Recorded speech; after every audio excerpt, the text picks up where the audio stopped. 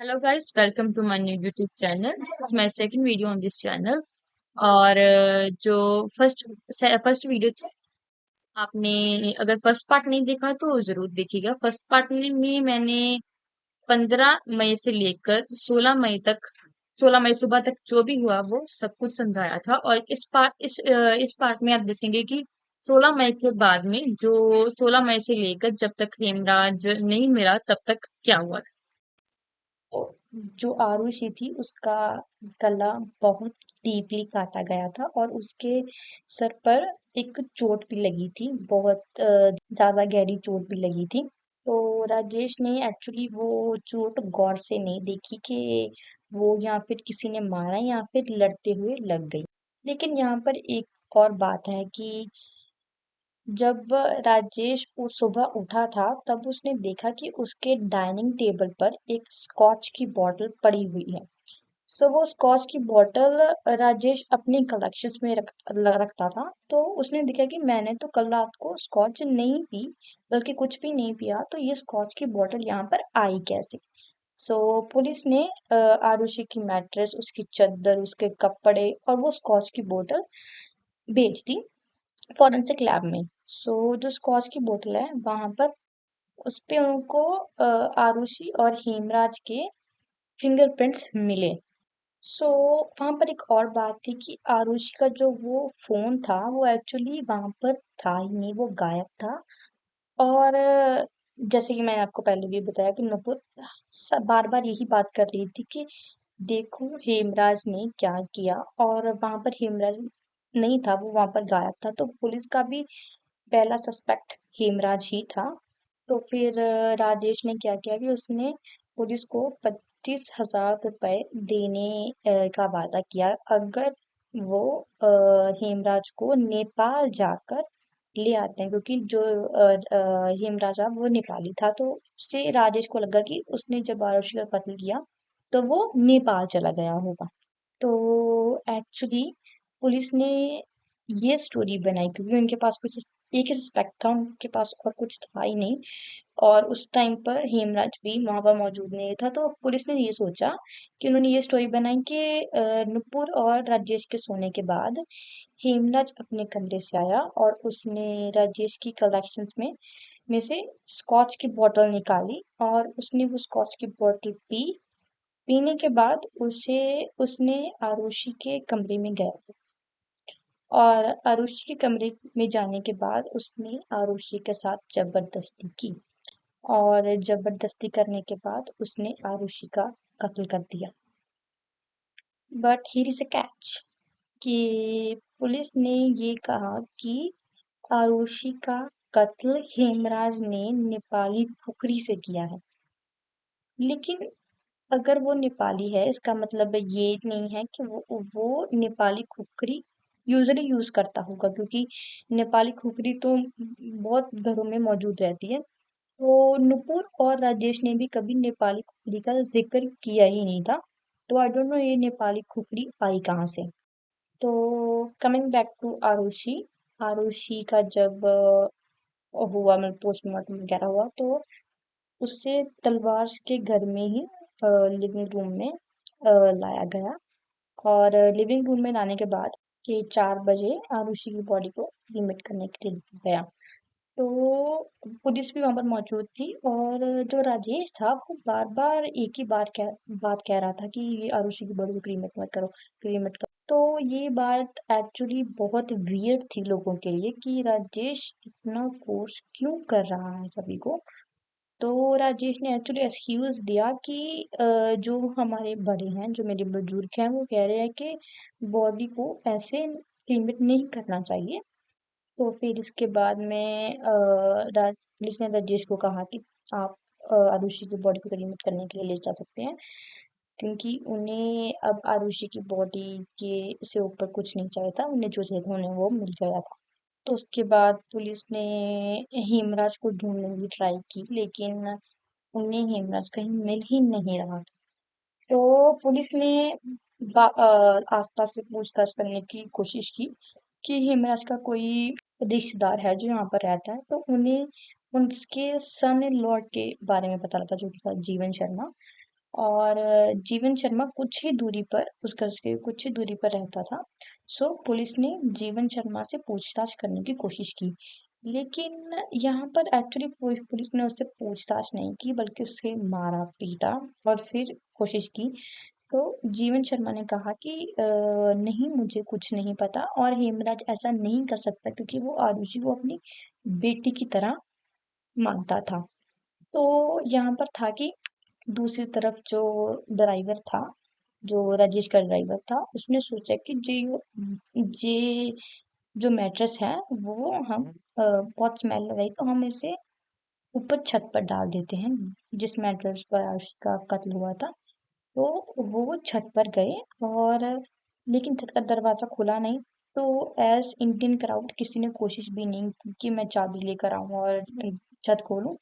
तो फिर उन्होंने क्या किया कि उन्होंने जो पास वाली बिल्डिंग है वहां पर वो गए और उन्होंने वहां की छत पर वो गद्दा रख दिया।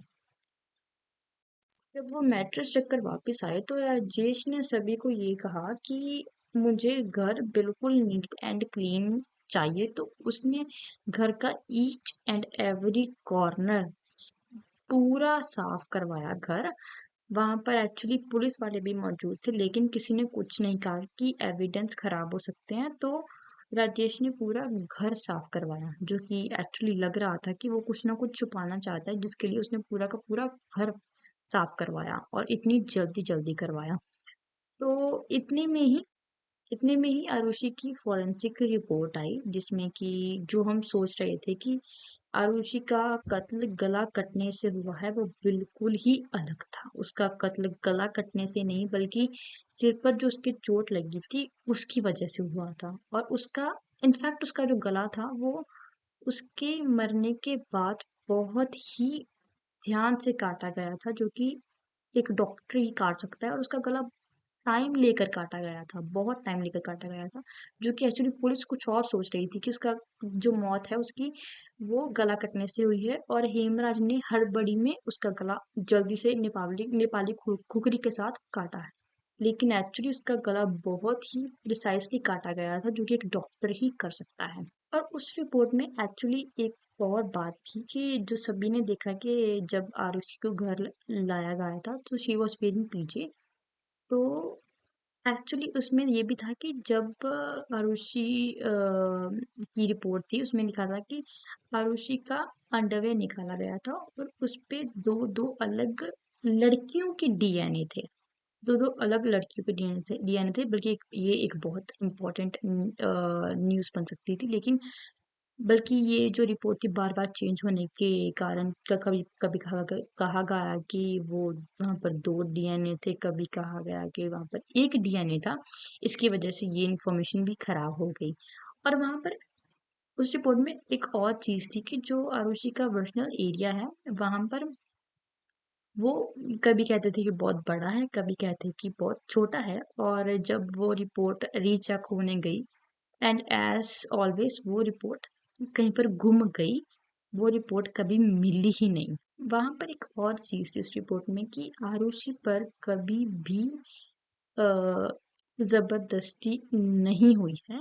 लेकिन जब वो जो रिपोर्ट थी जिसमें लिखा गया था कि उसका वर्सनल एरिया बड़ा है, तो एक्चुअली अगर वो रिपोर्ट अभी भी होती तो एक news this was actually important point two this case कि वो एक्चुअली सेक्सुअली एक्टिव थी। तो यहाँ पर एक्चुअली एक बात है कि जो वो रिपोर्ट गायब की गई थी, वो एक्चुअली गायब उसी ने की होगी जो ये दुनिया को नहीं बताना चाहता था कि जो आरुषि है वो सेक्सुअली एक्टिव थी।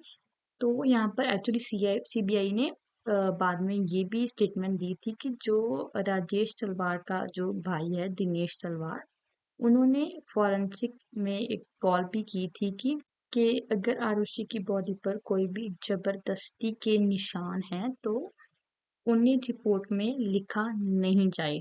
तो last thing in this case is actually कि आरुषि का कत्ल 12 बजे से लेकर 2 बजे के बीच में हुआ था। और यहाँ पर एक और बात थी कि जैसे राजेश तलवार ने कहा था कि वो इंटरनेट पर सर्फिंग कर रहा था 12 बजकर 8 मिनट तक और उसके बाद वो फिर वो सो गया। तो यहाँ पर एक बात है कि उसका जो इंटरनेट था, वाईफाई था, वो एक्चुअली 12 बजे के बाद में भी एक्टिव था। तो यहाँ पर आता है द टर्निंग पॉइंट।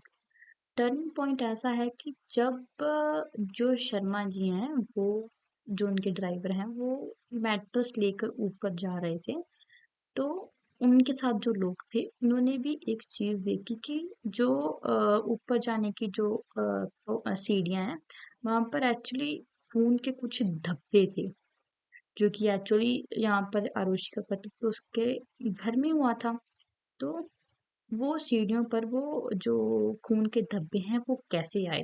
तो वो एक्चुअली शर्मा जी ने पुलिस को बताया कि यहाँ पर दरवाजे पर खून के धब्बे हैं, लेकिन पुलिस ने कुछ नोटिस नहीं किया। उन्होंने एक्चुअली ये भी कोशिश नहीं की कि वो टेरेस पर जाकर ये देखें कि वो खून के धब्बे वहां पर आए कैसे। तो एक्चुअली 16 तारीख को पुलिस ने पुलिस उस टेरेस पर गई ही नहीं। उन्होंने एक्चुअली ये भी ट्राई करने की कोशिश नहीं की कि वो खून के धब्बे कैसे आए, ताकि क्या हो सकता है, ऐसा हो सकता है कि जो मर्डर है वो घर पे आकर उसने आरुषि का मर्डर किया और वो टेरेस से भाग गया।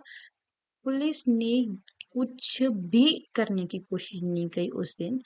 तो यहाँ पर एक्चुअली एक बात थी कि जो तलवार है उनका एक फैमिली फ्रेंड था, गौतम जी, जो कि एक डीएसपी थे, रह चुके थे। तो उन्होंने जब वो अपार्टमेंट में जा रहे थे तो उन्होंने देखा कि जो सीढ़ियाँ हैं, जो स्टेयर्स हैं, वहाँ पर खून के धब्बे लगे हुए हैं। तो एक्चुअली गौतम जी ने जो वहाँ पर जो पुलिस वाले थे उनसे पूछा कि ये जो धब्बे हैं ये किस बात के हैं, कैसे लगे?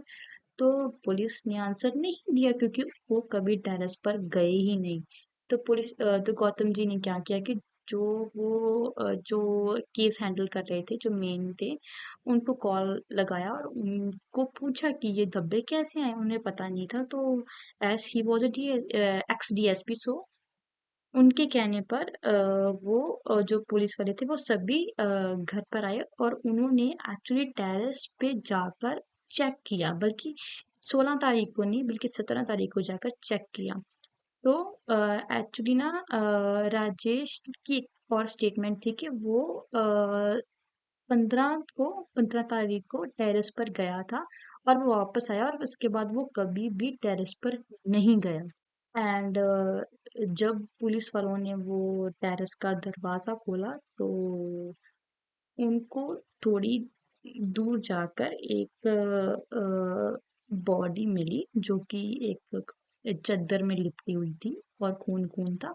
और जब उन्होंने टेरेस का दरवाज़ा खोला और उनको लेफ्ट साइड पर एक खून से भरा हुआ हाथ भी दिखा। तो वो जब उन्होंने बॉडी रिकॉग्नाइज करने की कोशिश की तो किसी को कुछ नहीं पता था कि वो कौन है, क्योंकि एक्चुअली एक दिन हो चुका था। पर लेकिन इतना तो पता चल जाता है कि कौन है। तो उन्होंने बॉडी रिकॉग्नाइज करने की कोशिश की तो किसी को कुछ नहीं पता था। तो उन्होंने जो राजेश के जो भाई थे, राजेश तलवार के जो भाई थे, दिनेश, उनसे पूछा कि आपको पता है ये कौन है? तो उनको नहीं पता था। तो एज तो वहां पर ना एक्चुअली पुलिस वालों ने जो हेमराज था उसके फ्रेंड्स को भी बुलाया हुआ था पूछताछ करने के लिए, रेगुलर पूछताछ करने के लिए। तो क्या हुआ कि उसकी एक फ्रेंड ने रिकॉग्नाइज किया कि ये बॉडी हेमराज की है।